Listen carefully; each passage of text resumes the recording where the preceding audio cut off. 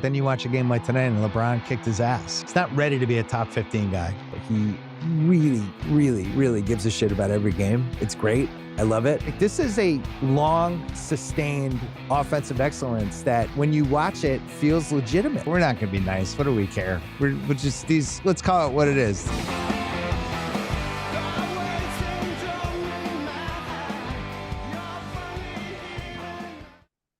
All right. It's the Bill Simmons podcast live on YouTube. Happy National Tight Ends Day, Sal. Oh, I didn't even know until they tell me that it's National Tight Ends Day. I mean, we just got to take it. You got to pay tribute to all these tight ends across America, high school, college, pro. Yeah, it's actually literally National Tight Ends Day today. You hate the national days. This was one of your rants a few weeks ago on Parent Corner. I do. This has to be the worst one of all. It is the worst. That it brings up what do we do with Aaron Hernandez? Do we thank him? Do we wish his family a National Tight Ends Day? I don't know. Yeah. I'm going to start here, Sal. Teams under 500 through 8 weeks. Oh, good. Maybe I'll forget about the Cowboys that just lost. Yeah. Okay. Got it. Keep going. Yeah. The Cowboys. Under 500. Oh. The Bengals. The LA Rams. The Jets. The Browns. The Colts. And the Jaguars.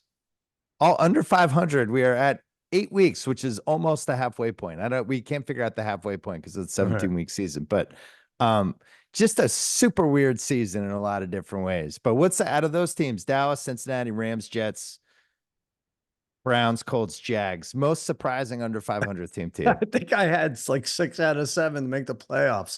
I have to pick one. Yeah. My team. I have to say my team. I really thought we were going to have 11 wins this year. And now there's a path that leads into the ocean right now. I don't. And I was going to come on and be like, I don't care. We lost. Whatever. I was going to do that pouty 7-year-old thing. Like, they sucked you in. They sucked in with the comeback. They did. They sucked us in. They sucked me right back in. And I don't know what's going on with. I don't know our identity at all. I could not tell you. I don't think we could run the ball very good, but you told me before the year running backs didn't matter. I might have been wrong about that. A bit? I might have misspoke. Yeah, let's chalk that up to a bit. I was trying to be funny. Who's Dalvin Cook this week? Who's next week? Is LaDainian Tomlinson? Is he still retired? I'd kill for Christian Okoye. For LT. Yeah. Who else? Anybody from the past? Priest Holmes? Yeah. Sean Alexander would be good. Oh, Sean Alexander would be fun. Yeah. We were trying to figure out if Zeke plays for any other team. Like if he would have been able to forget about start, like would he be a backup? But it's just a disaster. And I think Collinsworth hit it. We like to make fun of him, but Dak is not a threat to run. And when he's not a threat to run, you could play him like any other quarterback. Yeah. It's not just, isolated to him. There's a lot of the quarterbacks like that. Once you could take that part of the game out of there, you could kind of stifle them, but damn it. So you think that's the problem, that Dak's not a threat to run? That's definitely one of them. He would take off three or four times.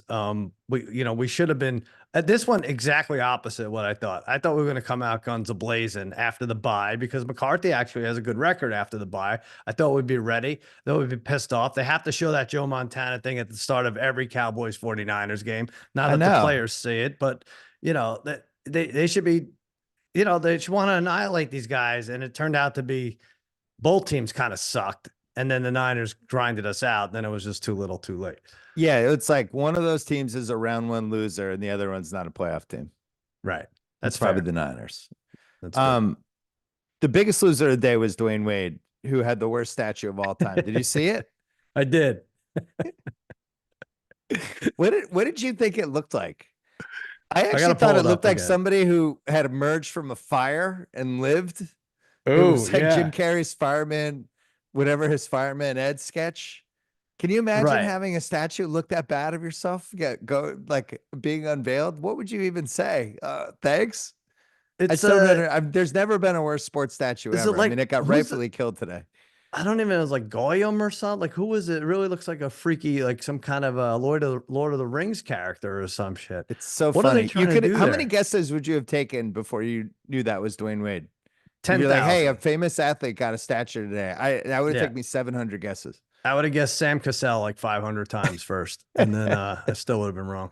Well, so he's the most bummed out today. The second most bummed out is the Bears, who, what are we calling this? The Hail Maryland? What is this? Oh, that's yeah. I was trying to think of a name. I don't know. What's that number 29 who's now famous for not being in the play until the last second? You know, That he was apologized on Twitter already, which I thought was a good move, and is not going to take back the fact that his back was to the play. I've never seen anything like that. Did he think there was like 5 more minutes in the timeout? I'm gonna do the podcast with my. I'm gonna have the podcast for the first 7 minutes. Is that all right? And then you tell me when you're doing guess the lines, and I'll turn. Yeah. Well, the funniest thing was he ran in, and it looked like he got a hand on the. He was one of the many guys. I mean, there was 5 Bears defending probably a yard of the field. Right. Yeah. And none of them. We've all of this. We've million Hail Marys on YouTube. All of this evidence of the most dangerous way this could go is if it gets tipped backwards, and they have nobody in the end zone. It was like the kind of thing that happened when we were kids in like 1976. Yeah. Like they would show in the beginning, or like the Alcoa great finishes. And we're like, oh man, can you believe they did that? It's 2024. It's impossible. Well, I think his guy was supposed to be Noah Brown. I don't know. Maybe people are taking it too far, but I think he was supposed to shadow Noah Brown all the way down the field. And then by the time he turns around, it's like, who the hell's Noah Brown? Then he's like, all right, I'll just go to this ball. And then you're right. Yeah. The one thing is, I don't know how much teams practice this. Do teams practice this on defense at all? At all? Like on offense, I could see. And then I guess there has to be a defense, but it's a second team, right? Yeah. There should be 3 people who are just told, stand on the goal line. Right. Don't budge. Just stay there. Don't let anyone go behind you. Our friend Kyle Brandt called it Noah's Ark. Pretty good. You like that because Noah caught it. Yep. I don't know. Maybe there's no thing. It was certainly one of the best Hail Marys of all time. What's your favorite Hail Mary other than you can't count the Pearsall, not Pearson, Staubach. And Staubach? I can't do it. What's your favorite? Because my favorite is still Flutie. The fact that he threw it that far, it was still there hadn't been Boston that many College. Yet. Yeah, he overthrew basically everyone on the field. It was a famous game. I think it was a Friday. That was probably people like the Cordell Stewart one was a good one. I think the Flutie was Friday after Thanksgiving. Is that right? I think it was. Was that a thing? And that was his roommate. Will was his roommate, so that was kind of cool. I'll tell you what. I didn't think that. I don't know that Jaden Daniels did the best job of getting that ball there. I kept yelling. I'm like, at some point, he's got to step up in the pocket, right? Yeah. Like you can't just hang out by the 30. I guess he did a good job getting, creating enough time for all the receivers to get down there. But he was about 3 yards short. Right. And then it was just nonsense. I mean, I can't kill him because it worked, but it was just tipped back flukishly. Well, I think he forgot that he had broken ribs or whatever he has because it didn't. Right. I think he can throw it further than that. Yeah. There was a great Billy White Shoes Johnson one. Oh, where it got tipped and he caught it on like the 3 or 4 yard line, and then he had to like make a couple guys miss and beat somebody. That was probably my other favorite one. But this one, I mean, when you talk about, usually this happens with like shitty teams. This was a really important game. It's a potentially devastating loss for the Bears because the Bears are 4-3 now, but they're in that gauntlet of a division. It's going to take 10 wins to get the NFC anyway. And then you think about it for Washington, where they're 6-2. They have the Giants left, the Saints, Tennessee. They play your team twice. There's basically like Daniels would really have to get hurt for like 2 months, I think, for them not to be a 10-win team. But the thing that I was shocked by was how good their defense was. Like they harassed Chicago for 3.5 quarters. Swift finally broke like a 55-yard touchdown. And then Caleb got a little momentum, but they got a goal line stop on the fumble. And it just it felt like their defense ran out of gas. But I continue to be impressed by Washington. We needed Chicago to win because we have that 1-4 bet, right? We have the exact order FanDuel. Yes, bet. Exact order big bets. NFC North. We have Detroit, Green Bay, Chicago, Minnesota, and we kind of would have been right there if they had won. We were congratulating each other when there was like 20 seconds left, which was a mistake in retrospect. Yes, and Washington is in my team's division, and yet I thought that's crappy if Washington doesn't win this game. I feel like the right team won the game ultimately, but I also feel like, and they flexed this game. Yeah, a little suspicious. You think that's a little suspicious, Belly? They flexed in a game. Hail Mary in a flex. They flexed it to late afternoon. It felt like a Week 18 game that the winner got the 7 seed, and nobody like an wanted NBC game. Yeah, but nobody wanted the 7 seed. It was just Right. that much. Washington was better. They had 140 more yards of offense. They had like 6 minutes more possession, but they couldn't put it away. And then they did. Yeah, because I was going to ask you better win or worse loss. But I agree with you. I think the right team won the game. Like Washington should have put the game away. I'm not really positively sure why they didn't. And then it ended up working out for them anyway. But I thought they were the better team. And for the Bears, like, off a loss, you let it get away. But it really would have been them stealing that game, it felt like. Yeah, and that's a terrible way to end and everything. But you give it to the 609-pound lineman to score from the 2-yard line. That was bad too. So you can point to a few things. They were 2-12 on third down. Yeah, but I mean, two huge brain farts. Giving it to the lineman, that was stupid. That I killed time for exaggerate. He them. might not be that heavy. If he's not that heavy, please. I don't want your apologies. Yeah, and then the Hail Mary defense. I just don't think there's any excuse to ever give that up.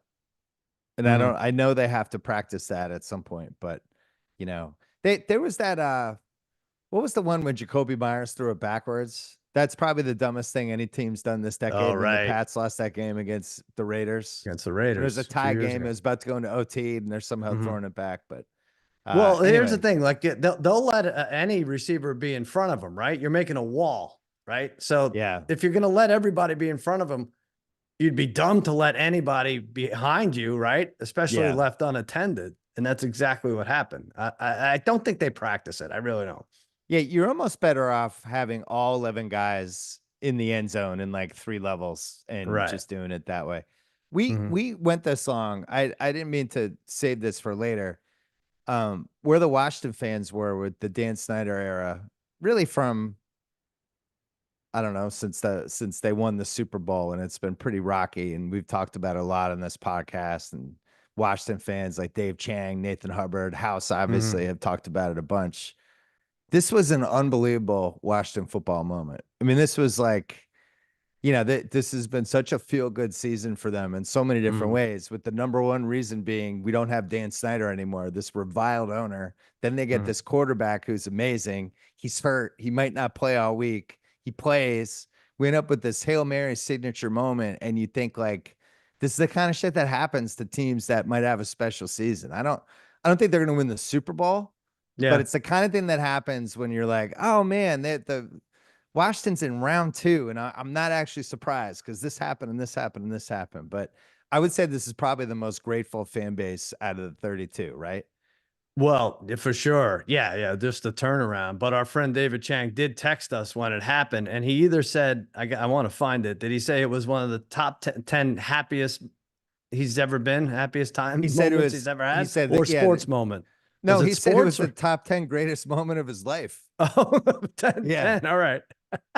So 10 greatest moments of his life. He's had 2 kids, so there's 3. Wow. It's Jada Davis, Hail Mary, and 2 children, so there's 3. I don't know. I don't know what the other 7 are. Some luck at the craps table. I was going to say there has to be a craps run. Has to be one of the 6. When Washington's broke the Ravens preseason win streak of like 15 games, he was pretty happy then. I don't know. Maybe trying Bianco's Garden Pizza, whatever that summer garden pizza. That's probably number 5. Right. Linsanity is definitely up there. I know for a fact that Linsanity's got to be in top 10 for him. Really? He loved that. Anyway, congrats to Chang. Congrats to all the Washington fans. Everyone. Yeah. And while we're congratulating people, and not in the baby doll Dixon way, actual congratulations. Congratulations to the Browns fans. They're begging for a new quarterback for 2 months. And then, Watson gets hurt. Jameis comes in, who you've been calling for Jameis, I think every week since maybe week 2. Yeah. And he comes in, he throws for 334, 3 TDs, has a game-winning drive with 2:36 left, down 1, and they end up scoring a TD. Has the classic, just awful Jameis pass. Just an absolute train wreck of a pass that the guy drops as part of the 4th quarter comeback, Kyle Hamilton. And then they win it. And now the Browns, who are we had crossed them off last week, and maybe they're not a cross off. We got to keep them cross. We said we have to keep them cross. Fine. We agreed. Agreed. But I think you're right. And since you mentioned Baby Doll, I think the fans are happy, but they're also probably like, what the fuck? What we've all known that this team is better without Deshaun Watson. It's like a guy who comes back. It's like, I quit smoking. I could breathe again. Baby doll, we told you years ago this would happen. Why did you stop smoking? Throughout the Marlboro Reds in 2006, it would have been so much better. But it's all about cutting bait, like just knowing when. And everyone's so stubborn about when it's done. Well, the owner clearly, when we discussed it many weeks in a row, I was thinking it's like both you and I have been married for a while. It's like when you're arguing with your wife about something, she's like, my neck hurts. I think it's the pillow. You should get a new pillow. And then they don't. And like 3 weeks pass. Did you get a new pillow yet? No, I'm going to get one. My neck hurts. It's like, you should get a new pillow. And then 8 weeks later, they get the new pillow and they're like, oh my God, this pillow's so much better. My neck doesn't hurt anymore. And you're just like, I fucking told you 8 weeks ago to get a new pillow. Right. That's good. That's basically Jameis Winston. It's like, I fucking told you, get a new quarterback. But from a financial perspective, let's say you had some interest financially, which the Browns do. They really want this to work out because they mortgage their future and everybody's future in the whole town, whatever. I might compare it to like buying a house, right? And then the house has ghosts. And you're like, all right, I got to put up with these ghosts. I don't want to lose money. We make friends with the ghosts. No, that's a bad example. No, you got to make friends. No, and then you're just terrorized by this ghost for months, you and your family, before you're like, all right, forget it. I'll take the $50,000. Or you befriend the ghost. So that's the good version of the story, true. I think. Okay. Yeah, it's fine. Cleveland was 8 for 15 on third down. I think they had probably 15 first downs in the first 5 weeks of the season. Yeah. All right, that's fine. We can't cross them off, but we got to talk Baltimore. So their defense has allowed 21 passes of 25 plus yards 8 weeks into the season. It's their 8th loss in the last 2 minutes where they had a lead since 2022. And what was interesting about this one was even with Jameis Winston, I felt like the Browns were going to at least get a field goal and win the game. Didn't you? When they got the ball back up down one with like 2.5 minutes left, I was like, oh, they're going down. Like I wasn't afraid. I know the Ravens have had some injuries. Two of their starting cornerbacks didn't play today, but I just had no doubt unless Winston threw a terrible pass, which he did, and they dropped. But I would have been surprised that Baltimore stopped them.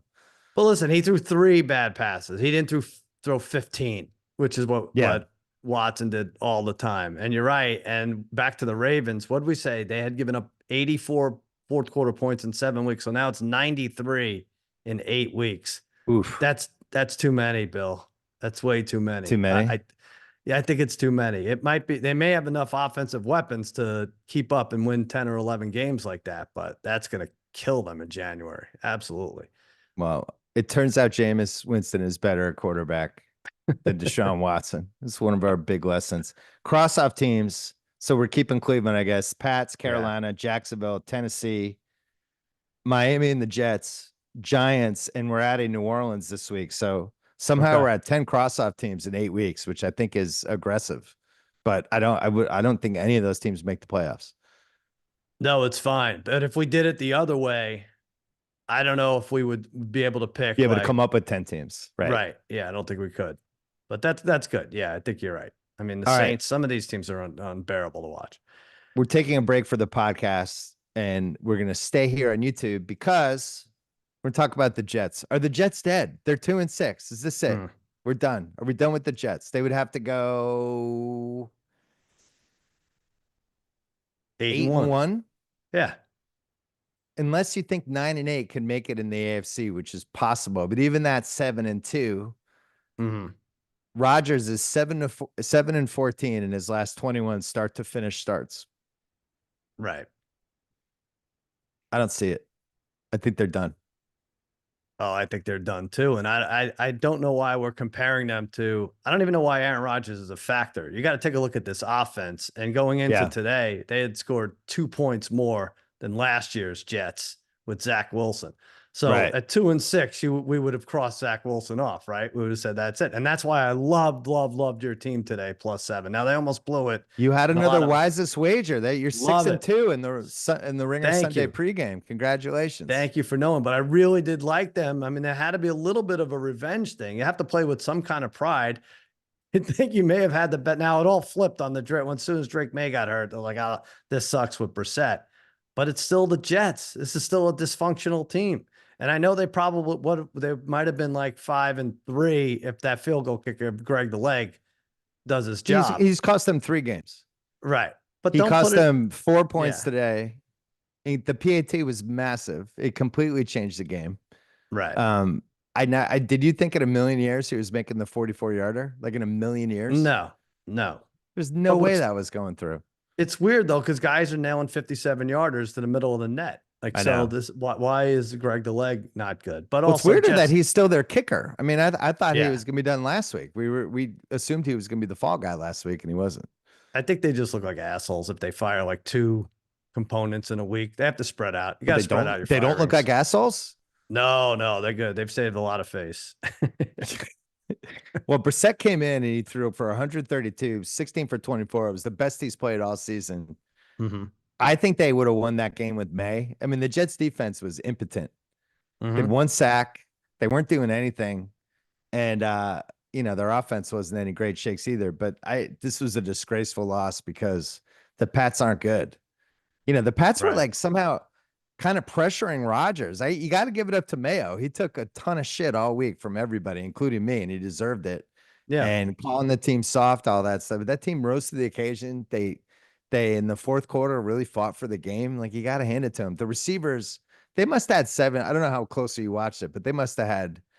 I would say it's my best bet. I watched the whole thing. Yeah. 7 killer drops. Like, first series, May, perfect pass down deep. I think Butte dropped it. But the receivers were murdering them, and they still won. They were 7 for 15 on third down with a bunch of drops. Perfect. Like, right. 7 for 15. You'll kill for that, right? The Jets were 4 for 10. And, total, I mean, I could read you. I mean, there is a stat that's spectacular and it's funny. The Jets scored 20 plus points, committed 0 turnovers, and held their opponent to under 250 yards offense from 1940 until today. Teams were 756-0 when they hit those 3 metrics. Unbelievable. Well, I had the Jets and the over in a tease, which was 35.5. And I didn't think it's fine. It was the Pats won, which is, it was fun to beat the Jets and make Rodgers upset. But, I still think it was a good bet. I don't quite understand how the Jets didn't win, but when you watched it, they just seemed so poorly coached and so discombobulated. Like, first half, they were calling timeouts over and over again, just with the ball, like, because they didn't communicate whatever the play was in time. They had delay of games in bad spots, and they just do not look like a well-coached, crisp team at all. So whatever they thought they were going to accomplish firing Saleh, it didn't work. It wasn't a good bet, Bill. I hate to say it, because here's the thing: you could go back, and if it's in red, if everything's in red, you'll see it's not a good bet. If it's in green, that means you won. A lot of the Christmas element to it. I don't regret the bet. Like, even like the Pats score, the Jets score, they go ahead. Brissett's got to go all the way down the field, right? He's got to go 70 yards with less than 3 minutes left. The guy can't run and he can't throw deep, and he just somehow easily did it. Made plays. Like, the Jets, I don't know what they were doing. So Mike Greenberg, because this is what everyone has to do at ESPN now, is just completely overreact and do the hyperbole things and hope they can get cut in a vote into a internet thing. He did this tweet that ended, "The Jets of 2024 are one of the truly colossal failures in recent sports memory, and it only gets worse from here." The Jets over-under was 9.5 wins. Yes. Nobody even wanted to pick them to win the AFC East. It was like, can we take Buffalo's got 60 plus million in dead cap space. I can't name 2 of their receivers. They have injuries on the defense. Miami, like, anyone who picked the Jets you didn't feel good about it. We did in our over-under pod. I don't think this is a truly colossal failure. That none of this stuff made sense as they were doing it. Like, I didn't understand the Devontae Adams trade 2 weeks ago when they made it. Wasn't the problem. Their problem is defense. You'd have to say, because you read in the beginning of the podcast, you read 7 teams that are under 500. There were a couple of those teams that were over under was 9.5, right? Yeah. I wouldn't say the Cowboys are a colossal, one of the most colossal collapses in sports history right now, right? Would you? I mean, it's bad. It sucks. They should be better. To me, a failure is like if the Lions were 2-6. Right. Then I would be like, holy shit, this team has so much talent. How are like they were almost made the Super Bowl last year? How are they 2-6? Right. Yeah, right. Same This thing. is the Jets is like all of this is conceivable. Anyone who rooted for the Jets knew that this was lurking in there. I picked them to win the division because I didn't want to pick Buffalo. I didn't feel awesome about it, but it seemed like conceivable. But well, somebody like JJ was like, because I'm never taking Saleh. Remember, JJ was like, I'm out on the Jets. I'm shorting them. Saleh's a terrible coach. Like, I think a lot of people thought this might happen. We knew Saleh wasn't effective. We didn't know that Aaron Rodgers. We had no idea what form of Aaron Rodgers we were going to get. Was he going to be able to move? Yes. Right. Well, we did know Hassan Reddick was going to show up. Like that wasn't looking good. So at what point did you did this become so high? I mean, you got to add the New York element to it. A New York over 9.5 is like a 12, basically. Right. So that's it. I mean, you could say it's definitely, there's some organizational failures to it. Like the fact that they didn't get rid of Saleh in February, right? The fact that they thought Devontae Adams was going to be the fix, like make the offense better when their offensive line isn't even that good. And Rodgers seems pretty banged up. But hey, I just think this was probably somewhere between an 8 to a 10 win team. And they've underachieved from that. The kicker cost them 3 games. But yeah, I'm not shocked by this. No, I know Jets fans who are like, I'm dreading this season. I think we're fucked. I think Rodgers is going to suck. They went through this with Brett Favre in 2010. Remember? Was it 2010? 2009? One of those years. I think it's just assumed in New York that if you have a Super Bowl winning quarterback on your team, he's definitely, no matter how many decades removed, he's definitely going to have to do the same. You know what I realized? I think Brady and now LeBron too, because I don't know if you saw LeBron on Saturday night, but I was actually home because I went to the Dodgers game. I came home and I watched the second half of the Lakers. LeBron was absolutely incredible. They were down 7 to start the 4th quarter, and he scored like 16 points in like 5 minutes. I think he ended up with like 16 points, 6 assists, 5 rebounds. He was amazing. He single-handedly swung the game. They're 3-0. But I think him and Brady have completely ruined our ability to properly assess old athletes. Right. It's like Rodgers is 40 and in a torn Achilles. Like the odds of this going well were probably 50-50, you know? But just because Brady and LeBron are so incredible, it seems now conceivable that anybody can just keep going. And the history says they can't. You're not wrong. And I almost think the 40-plus athletes need to help themselves by announcing, hey, I'm not going to be a Brady or LeBron. Like Joe Flacco should be like, I'm going to have some nice moments, and maybe I could take this team to the playoffs, but don't expect, me tossing the Lombardi in the Tampa Bay, whatever that's called, anytime soon. Right. But you're right. Yeah, they could help themselves. Anyway, here's a game. You've seen 8 weeks of the NFL season, except for the Monday night game. How many QBs would you take before Aaron Rodgers right now? And this is a really interesting exercise. I'm just going to list guys, and you tell me when I stop. So every guy I list, you would take them to every person I list. Unless you tell me stop, that's somebody who would take over Rodgers for this year. Yes, Lamar, Mahomes, Burrow, Josh Allen. Stop. No, go ahead. Keep going. Yeah, Jaden Daniels, CJ Stroud. There's 6. Brock Purdy, Justin Herbert, Jalen Hurts, Dak Prescott, Jared Goff, Jordan Love. Now we're at 12. Matthew Stafford, Baker Mayfield. 14. Yep. Kirk Cousins. Yeah. 15. All right. Now it's going to get fun. Kyler Murray. Trevor Lawrence. Yeah, I don't know. All right, that's your first. I don't know. You might be Caleb Williams. Yeah. All right, Sam Darnold.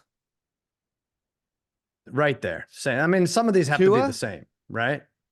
And Drake May. Yeah. So I had the same. So I had Cousins was the 15th. Kyler was the 16th, and we both would rather have Kyler than the Rodgers. That's 16.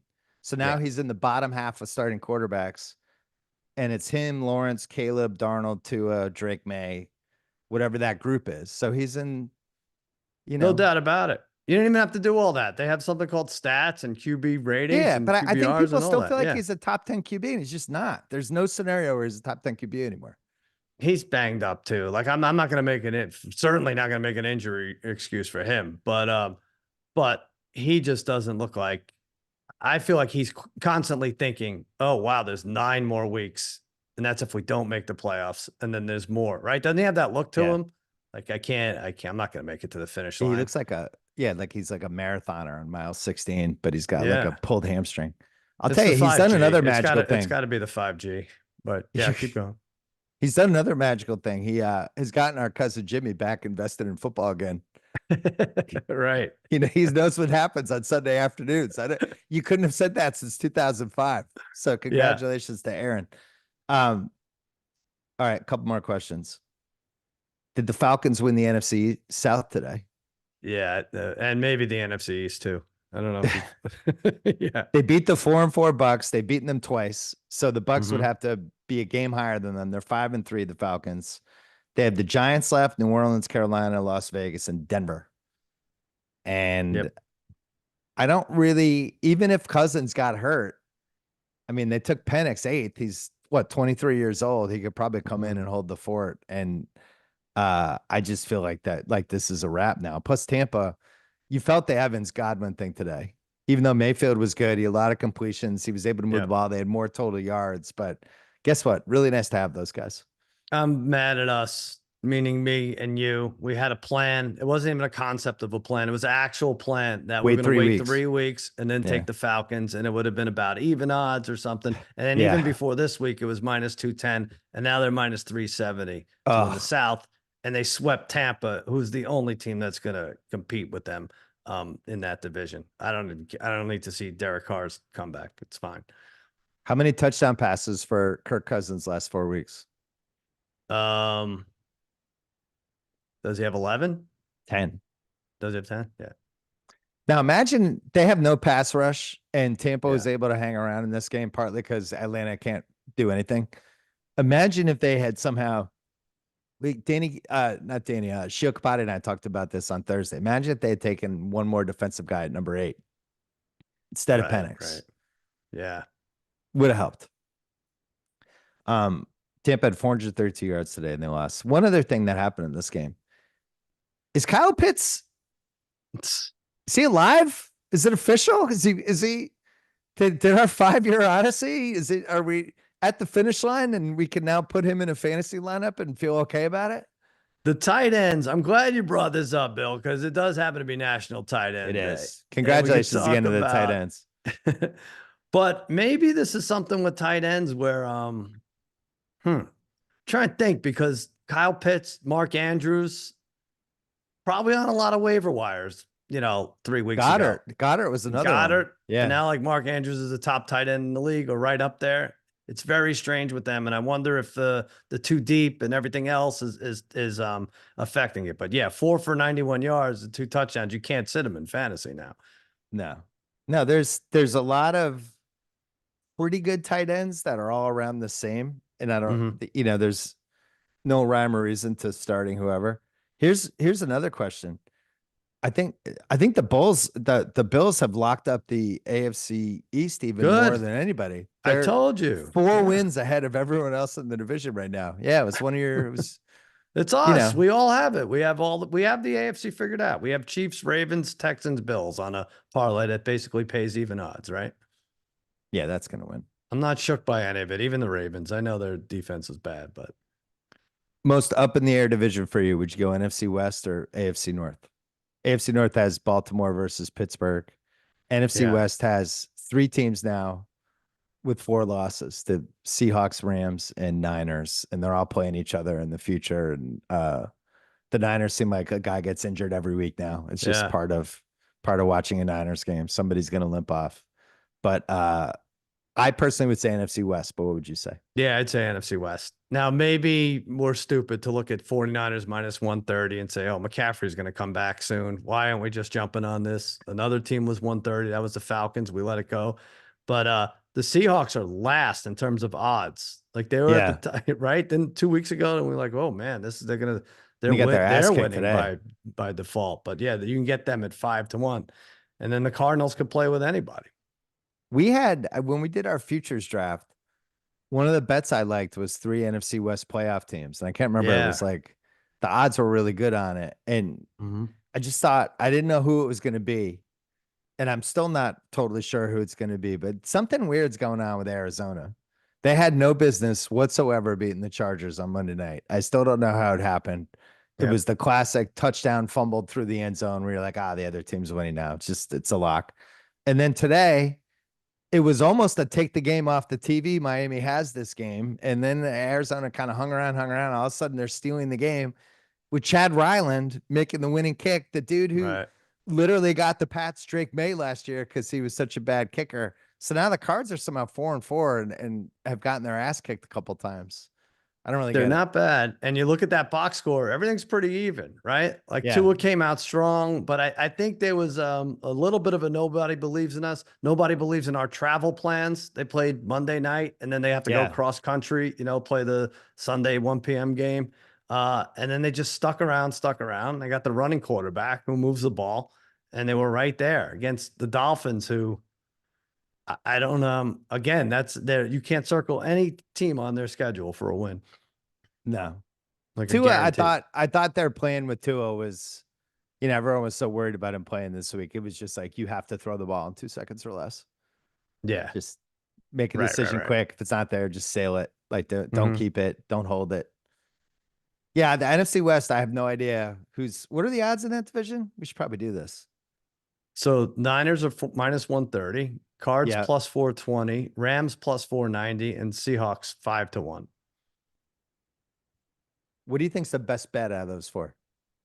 I hate to say it, but that team we saw tonight, that was what was that? Like a 5 or a 6 for the 49ers? Yeah, but I'm still subscribing to a year from hell for them. Really? Can I offer you the Rams? Well, that was my preseason pick. Just the plus 490. Now they have everybody back. They're at Seattle in week 9. And if they can win that one, they'd be 4-4. But they play Miami, they play the Pats, they play New Orleans, they play the Jets. Yeah. Their last 2 games are Arizona, Seattle at home. I could see them getting to 10 wins. And the Cup thing, I never believed. People are reporting that like the trade. They're gonna. I'd never believed that. I thought that was like a classic. I need something for my report on TV today. I don't know who reported for. I just don't believe it. I don't know why they would have traded him. He's got a good contract. Like you don't trade him unless you're like 1-8 and your season's over. Their season wasn't over. They had him coming back in Puka. Why would they? Why would they be shopping him? It's stupid. Their defense isn't great, but they're but their offense is really good. I mean, Puka was supposed to be limited all over the damn place, right? Awesome. And Kyron Williams just scores every game. He's in the end zone every single game. He's Derrick Henry without the 160 yards. Yeah, I'm not saying the Rams are going to win the division. I just like those odds the most, the plus 490. The Cards to me seem like smoke and mirrors. Seattle has really gotten their ass kicked a couple times, which I think is a bad sign for them. It doesn't seem like they can play 2 good games in a row. So and Metcalf, the Metcalf injury hurt them too. Last question. Is Anthony Richardson going to still be starting in a month? Can I give you some stats? Man. Go ahead. First half today, 2 for 15. Right. For the game, 10 for 32. Threw a pick at the end of the first half, which was one of the 5 worst passes of the year. And he also has one of the other 5. 44.4 completion percentage for the year. So 9 passes, 5 of the 9, every 9 he throws are incomplete. And they're not just incomplete. I was with somebody that I was saying it was like, I probably have made this joke before, but when you watch, like you have a little boy, like a 6-year-old, and they're trying to piss in a urinal and it's just going everywhere. That's what his passes look like. He has no idea where they're going, but it also seems like at any time he could throw a 70-yarder and hit somebody in stride, but the next one will be like, oh, bounce one. He's no idea where the ball's going. Well, that's the thing. I like looking at the halftime, the 1 p.m. Eastern games. I like looking at the halftime stats for quarterbacks because there's always a few that are in the 30, 40, 50 yards. Yeah. And he had like 68 yards. I'm like, oh, he's okay then. I'm like, wait, let me just move my head to the left and see the completion attempts. And he was what'd you say, 2 for 15? 2 for 15. And they're all bad throws. I like him, nice guy, and then he took himself out because he was tired. It's a tiring game. It is. Tough one. I personally thought they should have benched him at halftime for Flacco because I thought that was a winnable game. Houston really struggles. I mean, they've been pulling out these games. They lost Diggs today, so now they don't have Diggs or Collins next week. It's basically Tank Dell or bust. It feels like they can't really protect Stroud, and they're kind of hanging around and just kind of outwitting these teams down the stretch. But when you watch them, it feels pretty flimsy, and I like them. I said last week to you, I thought the Texans and the Packers, I wanted to see what they would look like in December when they have everybody back. Right. They feel really gettable week to week now. I really thought Stroud was like under siege, and it was against the Colts. It's like the Colts have a good defense. Yeah, the Colts play him tough though. They for some reason are always in there with them. But if all they have to do, I know that's not all they have to do, but they're minus 850 to win the division. They're going to take care of business there. Yeah. And Jordan Love hurt his groin. So when we talk about the Detroit game, that's the thing that happened in the Packers game. So that was another. I mean, he's won 3 games, and Malik Willis has won 3 games. Right. Jaguars lost again. They lost Christian Kirk. Yeah. T. Higgins decided on Friday to hurt his quad after I did $1 million picks. Thanks, T.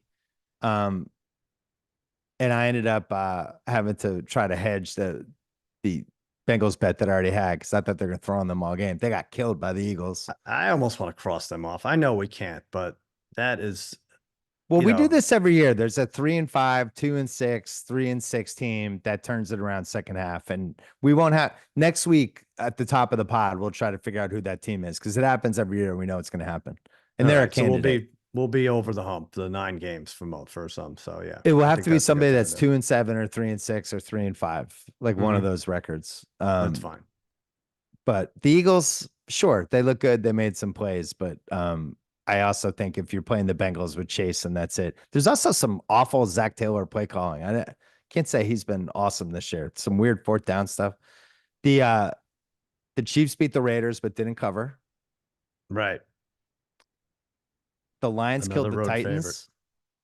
And then the Broncos beat the Panthers by 14, covered the 4-team 13-point tees that I called in on the Ringer Sunday pregame. Browns. I didn't make fun of it. Plus 20, over down to 31. Chiefs, and then the Broncos covered easily. I didn't even have to sweat it. The Chiefs were the closest, I guess. Yeah. Right? And they were up 20, they were up by 14 the whole game. Yeah, yeah. So the Panthers are 51 and 140 the last 4 weeks. Yeah. I don't know why we didn't bet them for worst record. Your South bet is just looking golden. I was laughing at you. I'm like, these teams play each other. They're going to have 20 wins just playing it, not whatever, just with a few more. They can't, they're never going to get to 30. What is it? 30.5 is the number? Yeah, 30.5. They got 12 in 8 weeks. So they'd have to get 19 in the last 9 weeks to beat me, like over 2 a week. Let's take a break for the podcast and we'll stay on here on YouTube. So we did a futures draft before the season. And my number one bet was NFC South under 30 wins plus 155. You took that Detroit, Green Bay, Chicago, Minnesota exact bet plus 600 and Caleb over 18.5 interceptions with your first 2. Is Caleb going to get that? Oh, where is he? Oh man, he was really on track. You might be sweating that one out. Let me see.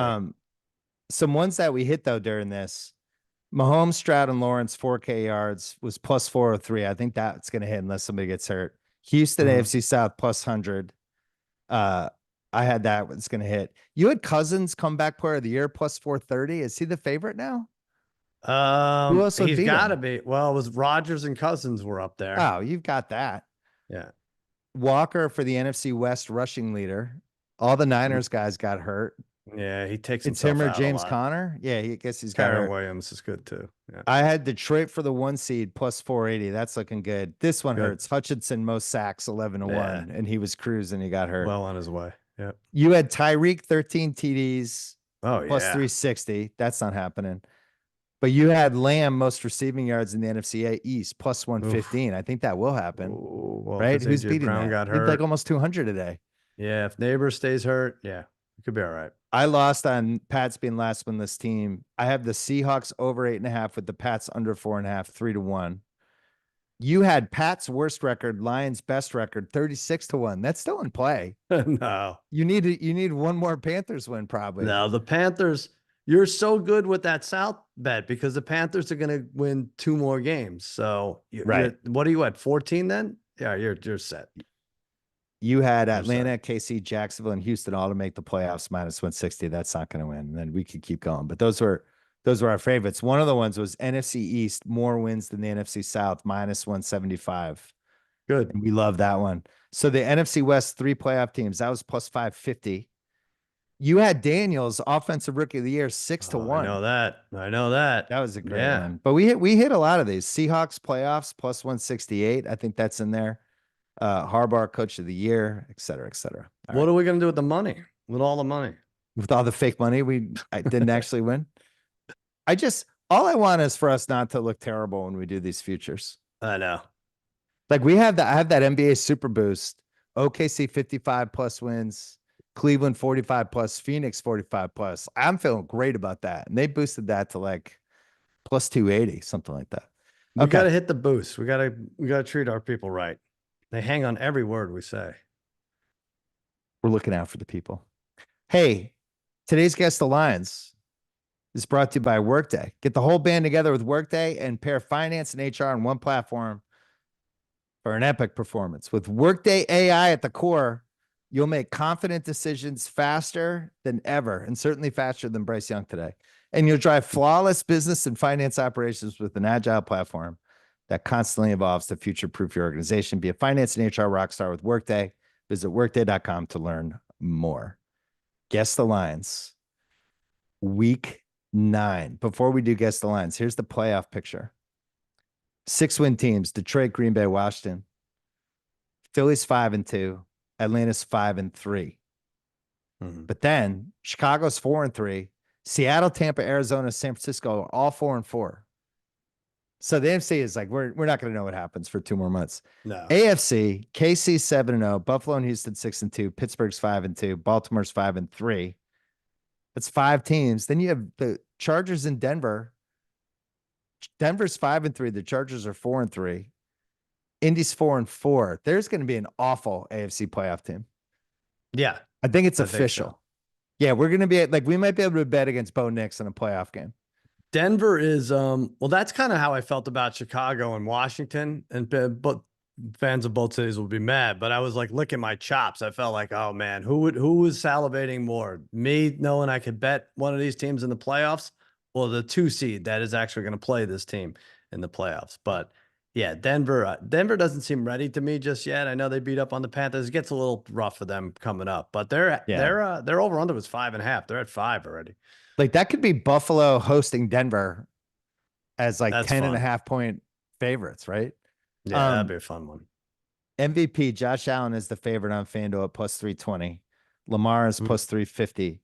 Mahomes is plus 450.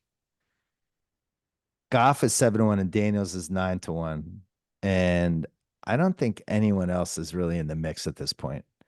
I still like Goff here. I'm still going Goff. I know they scored a billion points and he didn't contribute accordingly, like a guy who would score that many points, but his numbers, what did he do?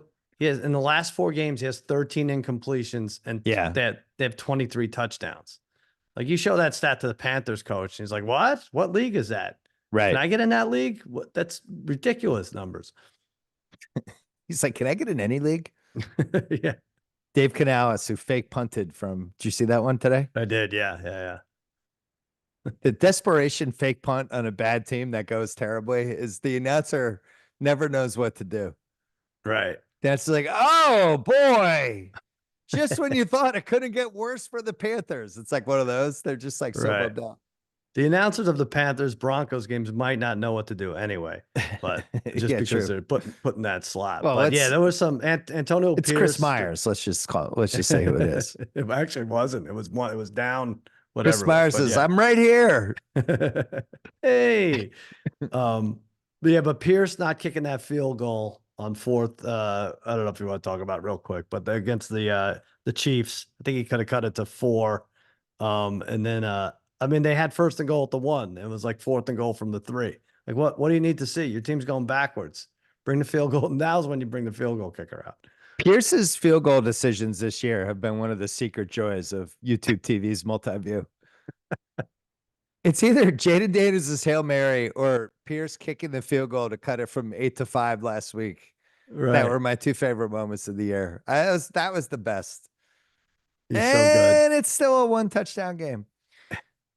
I have to say, I think Allen at plus 320, even though he's the favorite, is probably the one I would bet if I had to bet any of those. Yeah, because if they're a 1 or a 2 seed, he's going to be the reason, right? There's no other reason. He's excellent, and I feel like they have 8 pass catchers now. And he finally threw an interception. He had 9 games in a row. Yeah, he did. Without a pick. Still killed him. Guess the lines. Week 9. Somehow the Jets are playing on Thursday night. I feel like this team has been on national TV. The only bigger nightmare than being a Jets fan is being everyone else who likes watching night games on television because we have to fucking watch this team again. Yeah.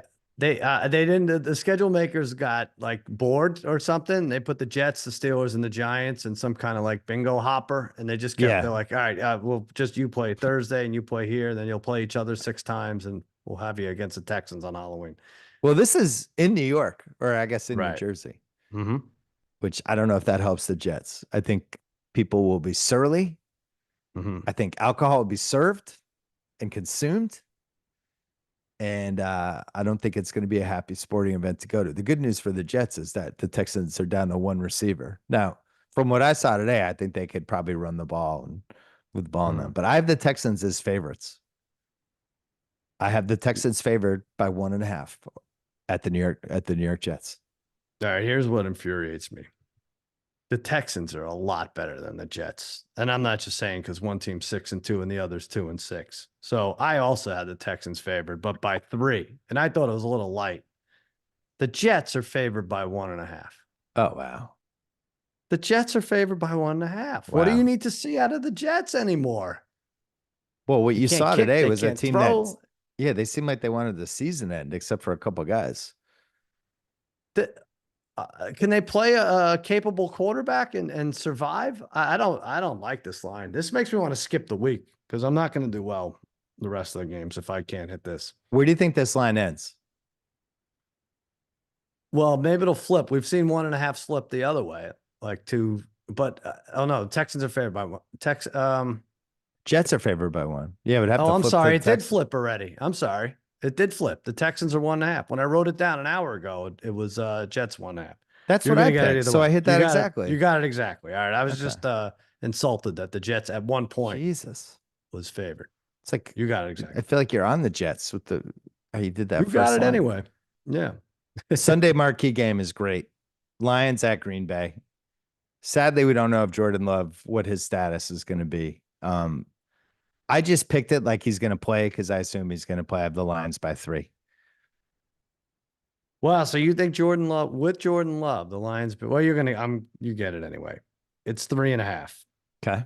But I thought Green Bay would be a 1-point favorite with Jordan Love. I'm so off today. So off. I have 3 watchable games. And the first one is your team because it's Falcons, Cowboys. You kind of need the game. Yep. I'll go this far. I kind of like watching Atlanta. You do? I think they're a fun hang every week. Yeah, I enjoy watching their team. I like their offense. Their defense, they can't rush the passer, so the other offense is always good. Their games are fun to watch. I have the Falcons -3 over the Cowboys. I think you could throw on them. I think you could actually potentially beat them. All right, I'm going to get this one. I said Falcons by 1, and it's 1.5.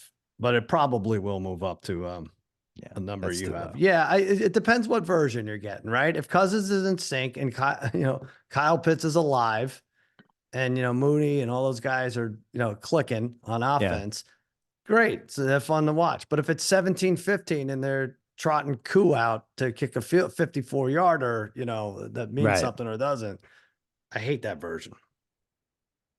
Bears are the second rewatchable game. They are at Arizona. Yeah. This game will be, I think, interesting and compelling. And I have the Bears favored by 1. Ooh, all right. I get this. I had Arizona by 2, and it's Arizona by 1.5. Don't agree. Don't a lot of people from Chicago live in Arizona? Like, isn't that the transplant?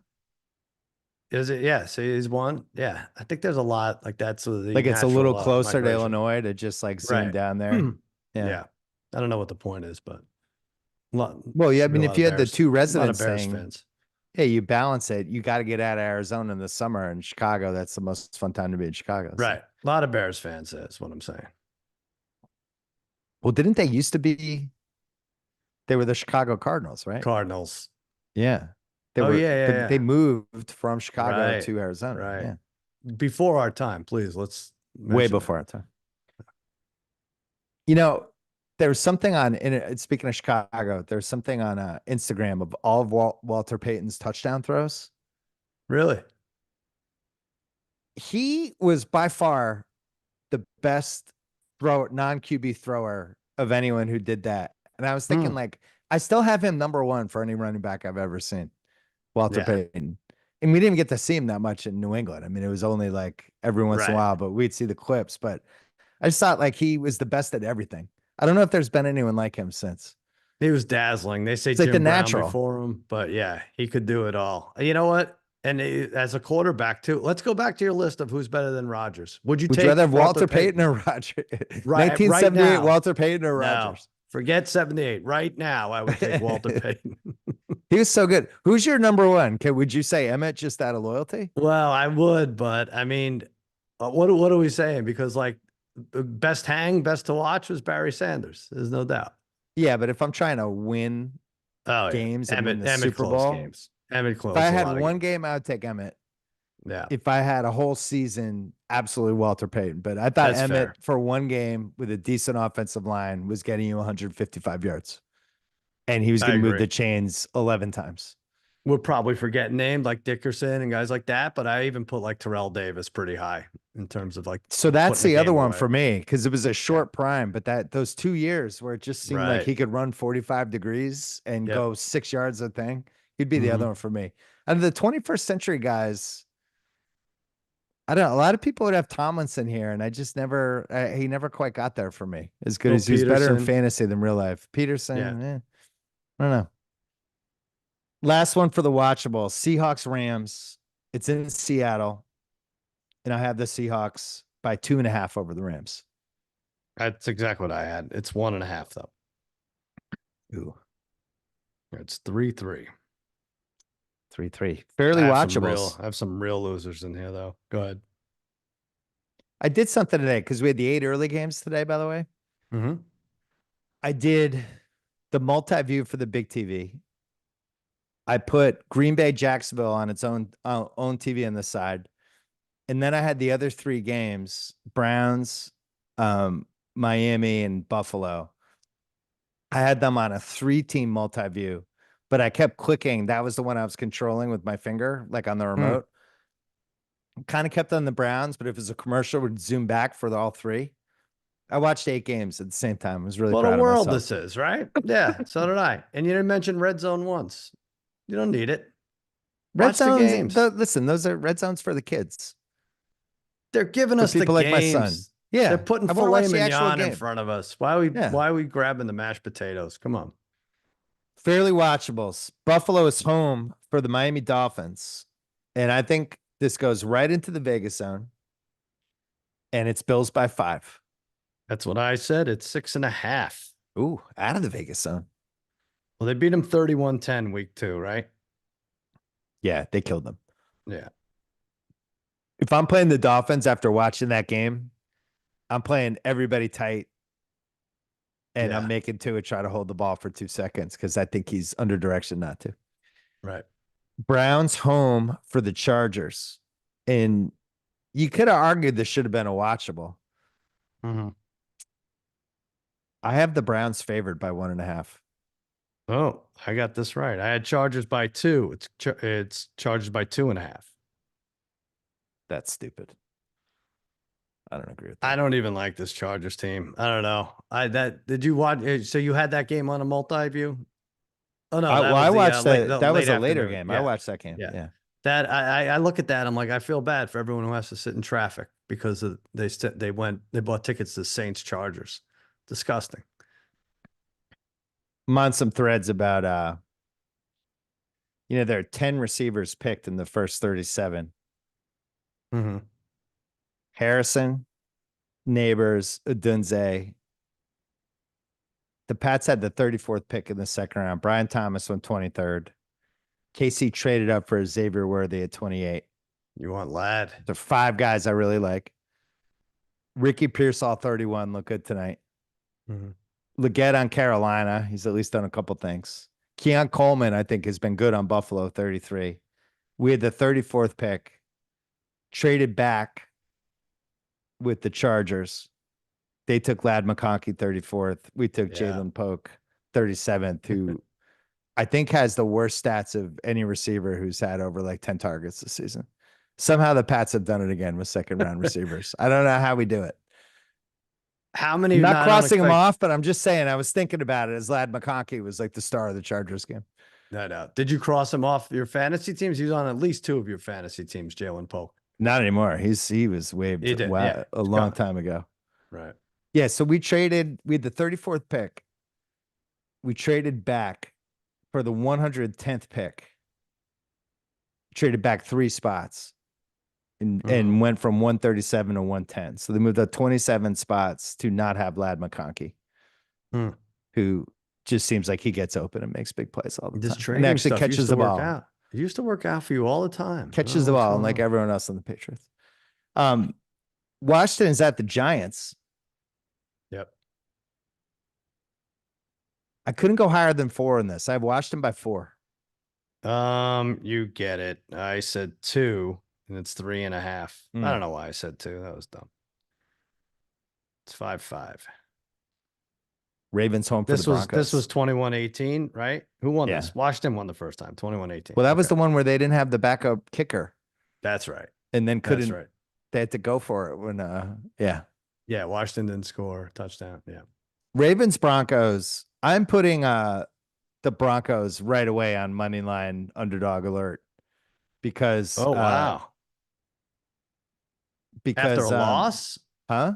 After a Ravens loss? No, I'm not betting it. I'm just saying like that Ravens at home -7 against Denver. And the reason you have to do that's my pick, but the reason I have them on alert is it just seems like when the Ravens play a shitty team, they just decide to play shitty. Or like a mediocre team, like they rise to the occasion and gets good teams. And a game like this, we're like, Bo Nix, he can't throw the ball. And they think they'll just show up. And then, all of a sudden it's 14-12 with 4 minutes left. I could see that. I said 5.5, but FanDuel disagrees with both of us. They say this is going to be a shellacking. 8.5 they went with. So you win. FanDuel, I say this out of love, and it's a compliment because FanDuel's been great to us and they're an awesome partner, and I like FanDuel. They rebranded those RSNs. They did, yeah. And I was watching the Warriors Clippers game tonight, and it said like the FanDuel Sports Network. It was kind of cool. It was actually like it seemed like pretty smart that they got all those RSNs. It's just like automatic all your promotion boosts popped up. Did you see your boosts promoted on that? No, that sounds great. Yeah, you're not getting paid for that. No, okay. No, I didn't see it. I didn't see it. They should though. Why not? I just like FanDuel Sports Network so much more than Bally's, whatever the fuck Bally's was. Yeah. All right, last one for semi-watchables. Eagles, Jaguars in Philly. Doug do we lose Coach Middleseat tomorrow? This week, you mean? Well, tomorrow is when they fire coaches. Oh, I see. Yeah, you're right. Oh man, I would have pulled the plug 3 times. By the way, this was flexed out of the night game, right? That's how much they hate middle seat. Yeah. This is now a late afternoon game. I think this is it for him. He doesn't leave Philly. They give him a cheesesteak and a bus pass, and that's that. We'll always have him and Nick Foles somehow beating the Patriots and Belichick and Brady. We'll go down 40 years from now. People will just be staring at the box score going, wait, what happened? That kills you. That's top 3 for you. Worst. If I think if you, there's probably too many Yankee shit in there. No, the worst ones are the 2 Giants ones were worse than the Eagles one. Yeah. All right. Yeah. So this doesn't crack the 5, I don't think.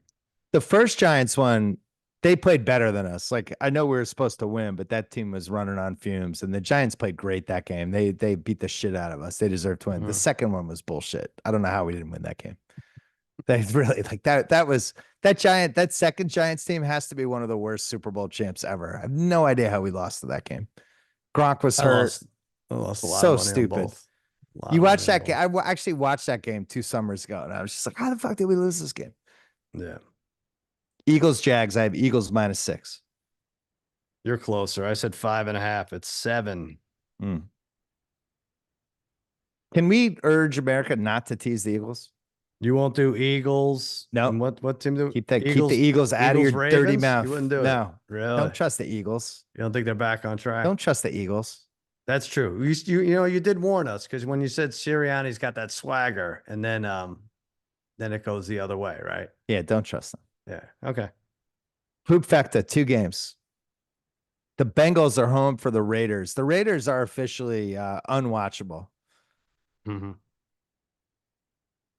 And yet, I don't know how the Bengals can be favored by more than 7.5. So I went 7. I didn't even feel good about that. You're good. See, this is where you pull away. I said 6. I didn't even think they were that strong. 8.5 is the number. Oh, that's stupid. Jesus, they stink. I mean, talk about like no pass rush, no pressure or anything. Holy shit. Right. Hurts has to feel like he probably didn't even get touched in that game. No, I know. It was tush pushing from like the 3-yard line. Like they didn't even care. We saw Desmond Ridder come in for one play. Yeah. And I was like, oh, and then where's he going? What happened? Not that we haven't seen enough of him. Did we have a nickname for Desmond Ridder? Did we? What did we have? Middle seat like, Des? No, feels like something you would have come up with. Yeah. Other poop facta game. Titans are home for the Patriots. And this is a 1.5 if I've ever seen it. Titans by 1.5 over the past. That's what I said. I tried to think about it and I gave up. And so I went to the go-to 1.5. It is 3. The Titans are 3.5. Oh, they're terrible. Jesus. They're awful. Talk about poor, like to go from Mike Vrabel to the coaching. I don't know Mike Vrabel. I don't like, not like we're friends. I couldn't believe they fired him. Thought he was a really good coach. They have this team now that just gets like torched on special teams. They just give away games. They gave away that Bears game week 1. They do 2-3 stupid things every week. I agree. They had Mike Vrabel. The stupid, I don't know what happened on the Ringer pregame show today, because like these guys laughed at me when I made the Bills my best bet last week against the Titans, and it took them a minute to get rolling. And then this week they're like, all right, which big favorite loses? It's Detroit, right? I'm like, no way. Right. They can get out of there. They're scoring in It was like a college game. Well, we're not done with the poop facta. We have our own category. 1, 2, 3, 4, 5. I wrote down 7 O's. It's the poop facta. Saints at Panthers. Holy moly, will I not watch 1 minute of this game? You couldn't. How many iPads? You could bring in TVs, and I would throw them against the wall Really? if we're watching this. They toss you 10 iPads.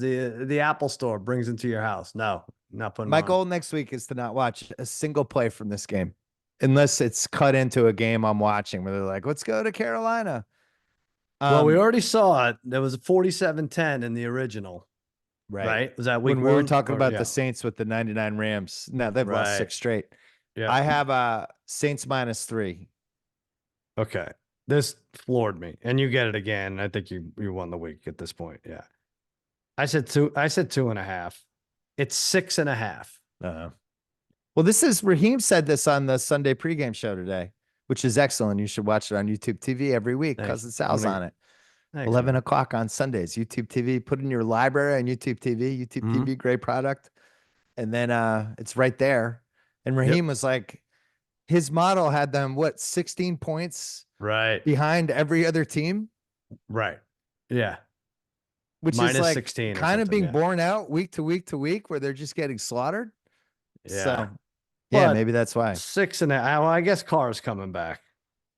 Oh, they're just so bad. They're just so bad. They lost 28-14 to Denver. Yeah, I guess it makes sense. Sunday night, Vikings Colts in Minnesota. Flexed. I don't know how you start Richardson in this game. With the way the Vikings and Flores, you have to start Flacco, but I think they're just kind of pot committed to Richardson at this point. I have Vikings by 4.5. Ooh. I thought with that explanation, you're going to go higher. I went 5.5. It's 6.5. Let me count. There's no way, right? 4, 5, 6, 7, 2, 3, 4, 5, 6, 7, 8, 9, 10. No. Fuck that. Yeah. Well, you'll put that in a teaser. I mean, the Vikings coming off a loss on extended rest. You love that. If Flacco plays, I'm betting the Colts. Wow. I think the Colts have been playing pretty well. Their quarterbacks really hurt them, but I think their defenses look better. They can run the ball. I like their receivers. I just think their quarterback's just been bad. I think I don't like them because they have a lot of fantasy players who have let me down, and it might be because of Anthony Richardson. But the Michael Pittman, like there's a ton of second-tier receivers like Pittman and Flowers, and I have all of them that just don't ever produce. Yeah. Monday night. Somehow the Chiefs are home for another Monday nighter. The league's really thrown them some bones this season. Yeah. Mike, are you playing a Monday night at home in Arrowhead? That's just bring them to Sunday, Mike. Come on. I don't want to go to Minnesota. It's freezing. Chiefs home for the Bucks. And I'm going to say Chiefs by 7. I said 6. 9.5. Oh, Jesus. They're just killing Tampa. They're not the Chiefs necessarily. The odd FanDuel, just no respect. I mean, they put up a lot of yards today. Yeah. Well, that's it. Yeah. Another win for me. Yeah, you're up. I need you on codeine. This is a problem. 5-3-1. You're up after 9 weeks. Thanks again to Workday for sponsoring this segment. Be a finance and HR rock star with Workday. To learn more, visit workday.com. Yeah, I knew I was getting super sick on that last Sunday, and then I got killed. I was sick all week. You were delirious. As sick as I was, like so sick. I know. Like I thought it a few weeks ago. It sucks. Yeah, I thought I was like, am I dying? Like, is this just what happens when we get old? But I was sick all the way to like Friday. I do wonder that. Yeah, I was like, is this something I would have been able to shake off at 33? But then I'm like, no, I don't think so.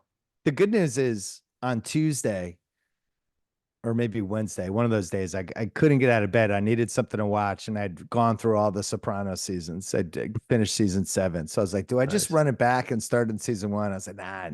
So I put on that Aaron Hernandez show. Oh, yeah. And I thought it would be like this terrible show that I'd be in a haze. I'd be barely paying attention, but I'd kind of enjoy it. It wasn't bad. I kind of liked it. Really? Yeah, I kind of did. And all the stuff that's been cut out on Twitter about like Aaron Hernandez trying to run that out and up. And they pulled out like the funniest stuff. Like the Belichick guy who's doing this like crazy SNL impersonation of Belichick. Yeah. All the reveals. The reveals are big, right? Like the Gronk reveal. Room, it's a big thing. But when you're watching it like hour to hour, it doesn't seem as bad. But I got to be honest, like I kind of avoided the Hernandez story. I knew he had a couple crimes. Yeah. Well, you're watching the nonsense version though. Watch the 3 documentaries that are out on it. But I didn't watch any of those, so I didn't know a lot of the background. Yeah. And the show lays it out, like kind of how he ends up unraveling. And I don't know, it was pretty compelling. It wasn't great, but it was like, it was no better or worse than all the other stuff I watched, like the Menendez brothers and all these, they're all the same show. But the bonus for me was, it was a typical kind of stupid brain salad show. but it was my team. So it was like, it was the Patriot uniforms. It's like, oh my God, that's Alex Guerrero. And then Kraft comes in and it's some actor playing Kraft and Myra Kraft's there. And I don't know. I was fun. like almost unconscious, but I kind of enjoyed it. Yeah, I've been going back and forth between Menendez and Hernandez, and you're right, they are kind of the same. But but there's just they need consultants though. When like they're gonna take when Aaron Hernandez is 6 feet out of the end zone and they call it a touchdown.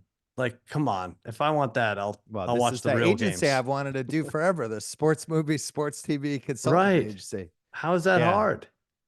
Yeah, they like a recurring thing is his brother is a aspiring quarterback because he played like at UConn, and let's just say they didn't use any CGI for the throws. I do feel like the sports scenes now and all these shows and movies are amazing because they can just CGI the crowd. You really feel like you're watching a game. Much better. I don't know, kept my interest. They're much better. And the Gronk guy is hilarious too. And he's like good friends with Gronk, which is the guy who plays him. Oh, is that true? Yeah. Yeah. He's been his body double in commercials and everything else. So they're buddies. I was thinking they do this based on a true story thing. Yeah. And what that gives you a ton of leeway, right? So they could kind of sneak 2 or 3 things in there that aren't necessarily true. Like, why not just have Hernandez get drunk with Belichick one night and try to make a move on Belichick, and Belichick, like, what are the lines of things you can do based on a true story? I think it's there's been so many of these, and I don't even know, like the Freddie Mercury one was nuts. Like when and where he was sick at the time, they really took liberties. The Elton John one was supposedly crazy. Yeah, like once it's based on, you can do basically whatever you want. Yeah, like Dahmer dated Princess Di. Like it doesn't even matter anymore. It's really nuts the way they put like. It could together. he have like a kind of a sexting relationship with Roger Goodell? Just throw that in there for no reason. Like, I think Roger, so. what are you wearing tonight? I don't know. I just feels like I wish they would almost get crazier when they do these shows. No one's really been successful suing on something like that. But so I wonder if you take it to the extreme. Yeah, like how far could it go? I guess everything has to be rooted in fact, but like when he goes in, there's a scene where he asks Belichick for a trade, right? And it's just the two of them in the room. So there's no way to actually know what happened. And Belichick's like, we just gave you a new contract. What are you talking about? We can't trade you. But like, what if that didn't happen? Could Belichick sue? It's like his word against the dead guys. Right. It's too hard to prove. Yeah. I don't know. Aaron Hernandez. Wait, which one's the dead guy? Oh, Belichick's not the dead guy. Yeah. Belichick was pretty lively last week. He was throwing darts left and right. I know he was. Yeah, it was just kind of nuts that guy was on our team. That as now we've been further removed from him, like, holy shit, this guy was a fucking maniac. He played a year as a murderer. Right. He played a full year after the murders. It didn't take much to set him off, I'll tell you that much. And then he got this house and he had this whole wall of guns. Right. Which I know it's based on a true story. Maybe it was 3 guns and they decided to add 12, but he had like a fucking Tony Montana wall of guns in case somebody came after him. The guy, like, he was just absolutely out of his mind. They kind of intimate that there was some CTE stuff with him too, which I'm sure is true. Of course. Yeah. I think they took a look at his brain. It wasn't pretty. Yeah, there's 2 left. So he still has a couple murders left and some jail. So we'll see how that goes. But yeah. Good luck. I don't know. We're running out of guys like this to do shows about.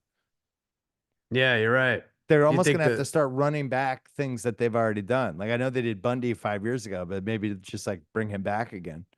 Are you saying step it up athletes? We need more like atrocities like for the current athletes? Come on, Shohei. What are you doing here? Yeah, I would watch 9 episodes of the Shohei interpreter thing. I would too. That sounds great. It's got to be coming out. Yeah. So I went to game 2 yesterday, and neither of us have done a pod since that Freddie Freeman game, which I think was the most important baseball game probably the last 8 years. Is that fair? Since Cubs game 7? That's good. Yep. Like one of the 5 most memorable baseball games of this century. I felt like everybody was watching it or knew about it. It was a Friday night. Big stars, the biggest 2 franchises we have, and really like a crazy memorable game. And then the game yesterday was pretty good too. And then Ohtani gets hurt in the 8th inning, and the crowd, he doesn't get up, and the crowd was like, that was it. The crowd was dead after that. Like it was just like deer in the headlights, but it seems like he's going to play game 3. I'm like a pig in shit watching how bad it's going for Judge. Does that make me a bad person? I don't know. No, I don't think so. I think it's a lot of fun. But I'm going to sound like a sap here, but for that game 1, the overall ratings were great and the LA ratings were superb, but the New York ratings weren't as high as they expected. And they chalk it up to, well, when one New York team is out, those fans don't care. So like Met fans aren't watching as much of the Dodgers Yankees. I can't get enough of it. Like just growing up and seeing them having played each other in that uniform matchup and everything. I kind of hate them both. I definitely hate the Yankees more. And then the LA backdrop and everything. And like, it's beautiful. And the Dodgers have incredible fans. And I've been saying this since we moved out here. I think you took me to my first Dodger game like 20 plus years ago. Yeah, we double dated. But like the amount of jerseys. Yeah. I was trying to think like what's the best final event game to go to out of the 4 sports. And I actually think it's the World Series. Because Super Bowl, you have a lot of like people who don't care about either team or they're just there. It's corporate. Right. Mm-hmm. Basketball and hockey, it's super exciting, but it basically just feels like a bigger version of like the conference finals, right? It doesn't feel different. It feels important, but doesn't feel like any like crazy more weight than, I don't know, game 7 of the Eastern Finals. World Series just feels different.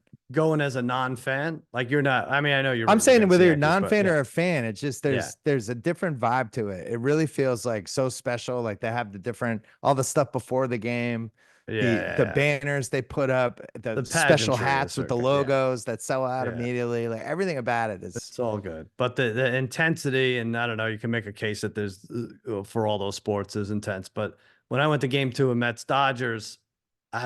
Even though they won by, it was like 6-3 bases loaded, and the fans were going nuts. I'm like, I have nowhere to hide.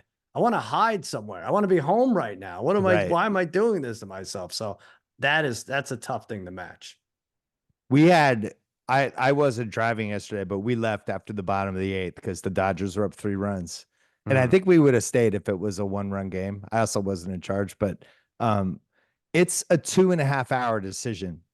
Yeah. If you stay for the final out, it's just an extra 2 hours. So you just have to decide. If it was the Red Sox, obviously I wouldn't have left, but I don't know of another team in any sport that has that kind of traffic decision after. Yeah. It's 2.5 hours. That's like driving from Boston to Greenwich, Connecticut. It's no picnic getting there either, no matter where you live. No. And I think people like in small towns listen to this and like, what's wrong with these guys? We have a team in Kansas City and it's fine. We're in and out. Like, you don't understand. You don't understand. It's like a 9-hour commitment. The game being 3 hours. And 4 of those hours are definitely going to suck. So you really got to want to go. Yeah, we left at 2:45 yesterday for the game started at 5:15. That's too late. And then the game. No, we were able to. I was with somebody that knew some secret roads. There's like that whole secret road universe too. But but yeah, it's like after the game, if you leave at the same time of everybody pouring out, you're in the parking lot for 2 hours. Right. Yeah. Going 1 mile an hour stop, 1 mile an hour stop. Oh, this person wants to get in. Fuck you. I'm further ahead than you. And it's just that's 2 hours. Mm-hmm. And I don't know how they haven't figured this out. They make the most money out of any baseball franchise. How have they not figured out any version of trying to fix this? And here's what's bad about it. You got happy Dodger fans who are immediately put in a shitty mood hour 2 of trying to, not getting a fender bender, weaving in and out of that, that, whatever, Vince Scully drive. And then you got the angry fans who left because their team lost, who are just on 10. Right. Who just want to kill anybody. Yeah. Be Aaron Hernandez, remake right there. But the funniest part of all of this is it's such a fucking hassle to get there and to leave. But then when you go there, it's one of the best stadiums in any professional sport. Mm-hmm. It's out of control. That's what we're saying. Everybody should go. No, it's I think 6. To me, how many must stadiums are there for you? Because I actually thought Wrigley, Dallas was when we went to Dallas. I thought that was on the list for me. The Cowboy Stadium, Fenway's got to be 7? There. Wrigley, Wrigley, Dodger Stadium, sure. Yeah. What else would you say? I'll say this Clippers thing is right Lambeau, up. definitely. Lambeau. Clippers, put it in there only because it's so different. I haven't been there yet. I don't have an answer. Everybody loves it. Everyone goes wild. People were pretty fired up for the wall. Yeah, the wall is T-shirts being thrown by the actual athletes on a screen. I've never been to the Montreal stadium, the hockey stadium, but I don't know like how cathedraly it feels when you go in there and how much history you can feel, but that's one I've always wanted to hit. Well, you don't like the college ones, but there's probably 4 or 5 we should. Well, college there's like another 10, right? Yeah. I was just going pros. Yeah. Yeah, college. There's a million of them. How many have you actually gone to? Probably not that many. The right? college I haven't ones? gone to that many either. Yeah, not too many. Syracuse was fun because it was right by me and it was loud, but not too many other than that. And the Rose Bowl and Oregon was great. How was your Halloween party? It was good. Nephew Kyle and I went. We had the same costume though. What was it? Kyle, who are we? Matt Foley. It was an SNL theme, which I thought was good because it's double Matt Foley's. Yeah, it's the 50th year. I'll send you the picture. And Don Barris's girlfriend was also Matt Foley. But yeah, we did the 50 year, and it was like kind of a good theme because it it spans a lot of generations, and you got a good sense of like who got to see like, oh, this is when you watched. Oh, interesting. You watched these. So yeah, that was nephew Kyle and I, we just stood on opposite sides of the yard the whole night. Was anyone the more cowbell guy or no? Yeah. Our friend Will Burke, that was another cowbell guy. All right, let's do parent corner. What do you got? Let's do it.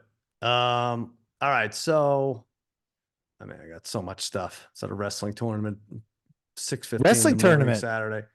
Yeah, like the real stuff, the high school stuff. But that's whatever. We went and he lost, and that was that. All right, here's something. A girl likes my 10-year-old Harrison, and we found the note. And he was at this stage where he doesn't want anything to do with girls, right? He's all sports. He thinks sports is the cool thing, right? And we found the note, and it fell out of his backpack, and it really did. We didn't go digging. And it said, "Thanks for everything. I love you." And then the girl's name, I'm not going to say.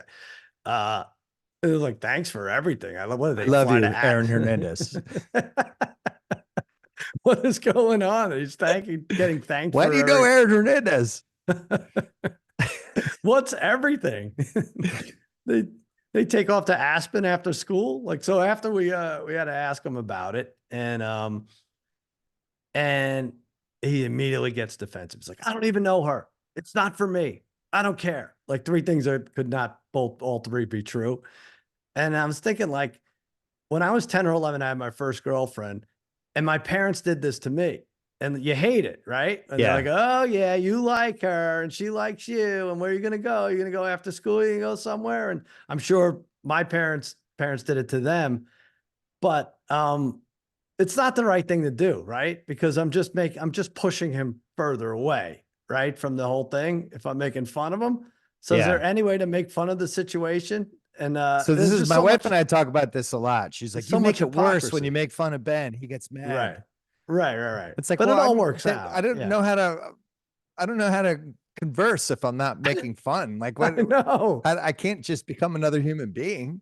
Is there anyone else that does that though? Do we have any friends that play it cool and like, I'm just going to be respectful and not asking that? No, right? They're probably better parents than us. Yeah. Oh yeah, sure. Because we're fueled by sarcasm and ridicule as a way of parenting our kids. They don't want to hear it from us. Yeah. I don't know what it is. So what'd you do with the note? Did you put it on the fridge? Well, we didn't do anything. No. He ended up tearing it up, even though he claimed it wasn't for him and it had his name on it and everything. It's so stupid. But 10 was when Ben had that girlfriend for like 6 months. 10? Yeah. 10 or 11, like 5th grade, right? It's like a little like platonic frisky. Nothing's actually happening, but you take pictures together and then.